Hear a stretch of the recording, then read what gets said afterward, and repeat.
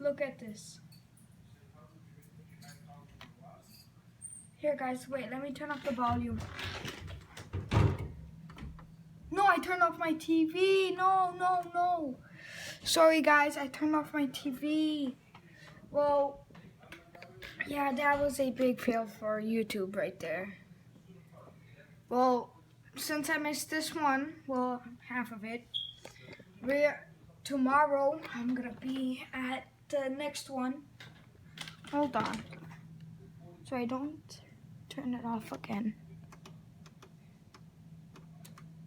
We try to change our future.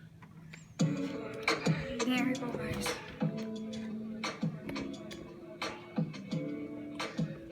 Yeah, there's no way that we can talk about hip hop or even the fact that we want to talk about activism, black voter suppression, without bringing in this guy straight from Port Arthur, Texas. We are talking about Bumpy. He is an activist, a scholar, and an all-around gentleman. Thank you so much for spending some time with us. Bun, I don't want to start heavy, but I guess I have to because that's where we are in the world today. It's heavy as hell. And when you think about what needs to happen in this country in terms of change, what's the first thing that you think of? Equality. That's pretty much the first thing that comes to mind, right? Black people need to be seen as equals in this world. You know, we had to fight just to be recognized as a full citizen in this country and not 3/5. The world is now seeing what we've known for so long in the culture and in the community. The one way that we can fight is obviously voting. Talk to me about what voting means to you. I hear people all the time talking about one vote doesn't matter and that voting doesn't make a difference. If that's true, why do they work so hard to suppress the black vote? Because they understand the power of the vote. And so it's time that black people collectively also understand the power of their vote. And not just on a national level, because a lot of times we only have this conversation every 4 years. People need to be very much involved in their local politics. They need to understand who their elected officials are, where they stand on issues that affect you.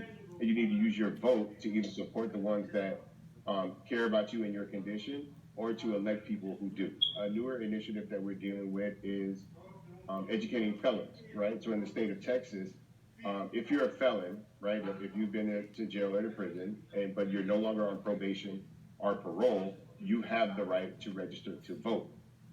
Another thing that was just brought to my attention is an initiative called Orange, which is happening not just in Houston, but all over the country. If you're in jail currently during pretrial, but you have not been convicted, like you're still in jail waiting for your day in court, you are still eligible to vote. And you said something so key. They work so hard to hope that we stay uninformed, but more importantly, to suppress the black vote.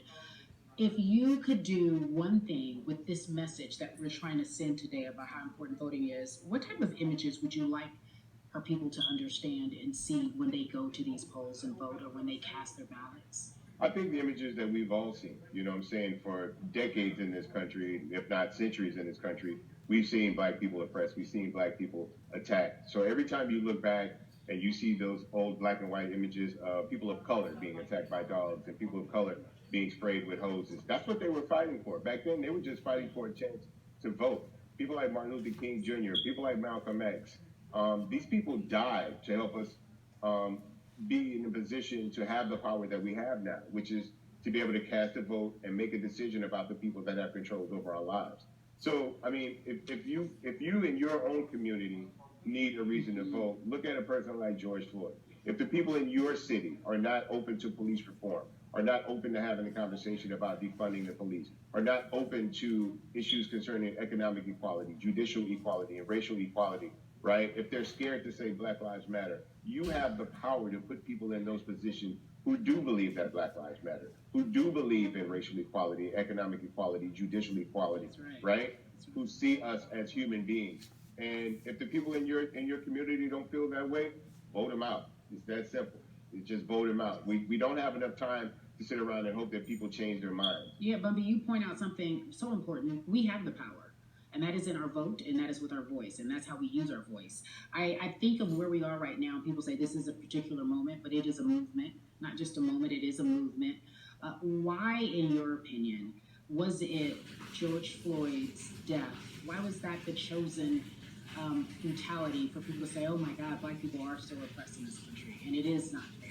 I think it's twofold, Carrie. In so many different encounters, between people of color and the police, there simply is no proof of what happened in the interaction. And so what happens is in a court of law, it tends to lean toward the policeman's point of view, right? In this case, we saw very clearly what happened. I think the other thing is due to the fact that everyone was at home, basically during this time period in relation to the coronavirus, you couldn't avoid it, right? It was on every television station. It was on every social media platform. Everywhere you turned, you were constantly hit upside the head with this message. You see in the interaction that this man did nothing to deserve what happened. That's right. And I think that's so well said, because if you think about it, in the grand scheme of things, it wasn't worth it, and he didn't have to lose his life. I think that we